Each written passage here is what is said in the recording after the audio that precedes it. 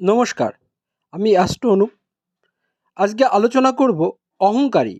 অহংকারী হাত কেমন হয়? হাতে কোন চিহ্ন থাকলে সে ভীষণ পরিমাণে অহংকারী হয়? ছেলে হলে অবশ্যই ডান হাত, আর মেয়ে হলে অবশ্যই বাঁ হাত দেখবেন। দেখুন তো, আপনার এই যে শিরোরেখা শিরোরেখা এবং এই আয়ুরেখা, এই রেখা থেকে কোনো রেখা এইভাবে উপর দিকে গিয়েছে কিনা।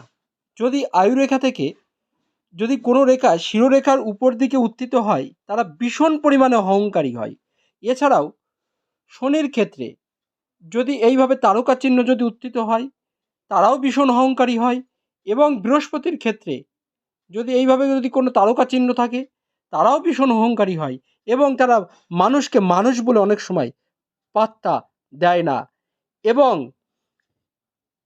অনেক সময় দেখা গেছে যে যে যে ক্ষুদ্র ক্ষুদ্র রেখা যদি শিরোরেখায় যদি থাকে, যদি ক্ষুদ্র ক্ষুদ্র রেখা যদি শিরোরেখায় যদি থাকে, তারাও ভীষণ পরিমাণে অহংকারী হয়। এই অহংকারের জন্য তারা জীবনে অনেকের কাছে খারাপ মানুষ বলে প্রমাণিত হয়।